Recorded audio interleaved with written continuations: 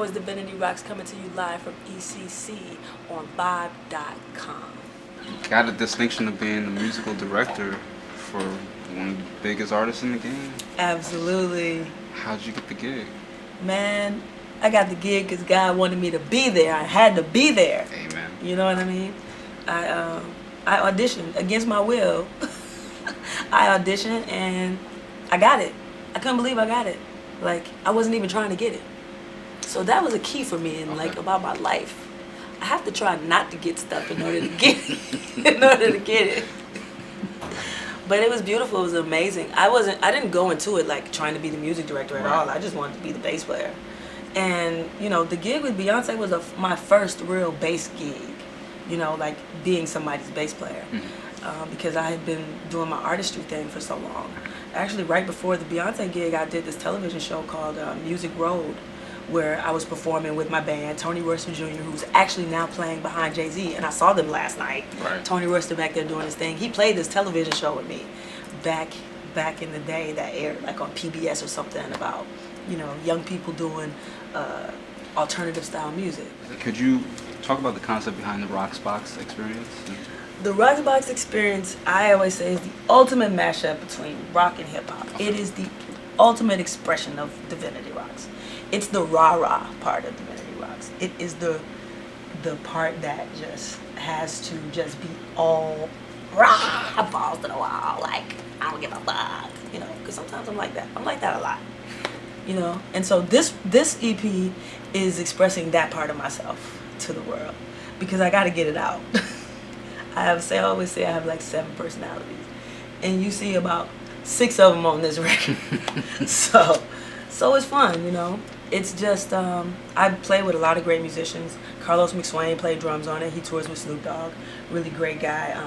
Omar Guzmao in LA, he's an incredible rock guitarist. He came in and put his thing on it. Eric Rossi engineered and mixed the record. We spent a lot of time on this record. So I'm not gonna front, I'm really proud of it.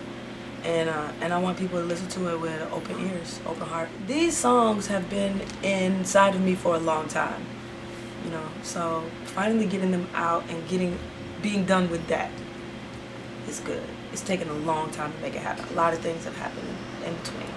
You know, having to leave, go on the road, having a lot of personal things happen in your life where you couldn't work on the record. But now the record is done. I'm happy. I'm ready to put it out and tour it and then work on the next record.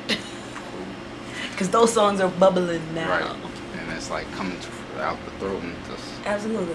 How important is education to an entertainer? I think that you should educate yourself as much as you can.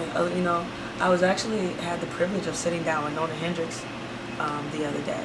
And that was one of the things that some of the wisdom she imparted on me, was to educate yourself as much as you can about every facet of the industry, because artists, some of the older artists had no idea about the business of music. You know, I went to Georgia State School of Business. I was in the music department for like 2 semesters before I left to go on tour with Victor Wooten. But I went to I studied, I read a bunch of books. I get on the internet because the music business is changing every week. Every nanosecond. Every week it's changing. So you can't just, let it fly by. You gotta study. You gotta study to play if you want to be a musician. You can't just think that you don't have to study some of the greats. Because the guys that you see who doing it, they've studied the greats. If anyone bit your style, what would it taste like? I'm not gonna say that. There's kids in the room. I know there's kids in the room because I sure did have something that I came to. It's horrible.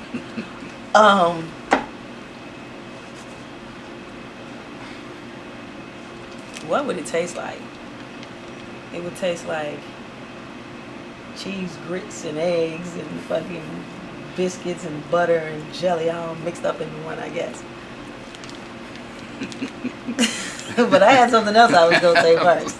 Because I keep going back to that, and I'm like, what was the other one? All right.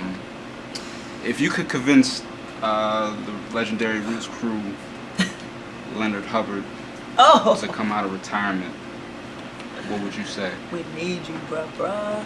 Like, Yo, I used to sit and play all those bass lines in my room. You slept for days, it must be swept away. That was my shit. Oh, I used to love that record. And my other one, yo. Ba-doom, boom, da, boom, boom, doom. Ba-doom, boom, da, boom, boom, doom. Boom, boom, da, boom, boom, doom. You know what I'm saying? Oh man, that was Silent Treatment. So then you can get One of the illest bass lines. So you gotta come back, man, and give us some of that ill, nasty funk, because we missing it right now. The chew stick must return. Yo, for real. What is he doing? You think he's sitting at home playing? I think he's sitting at home playing, Just playing listening the to most records. ridiculous illest shit Yeah, ever. he's like, they gonna be mad that I ain't playing this on stage. How can music lovers unfamiliar with you relate to your style? You know, sometimes when you hear some music and some songs, it just touches you in a special place, you know. So I just want people to listen to the records, man.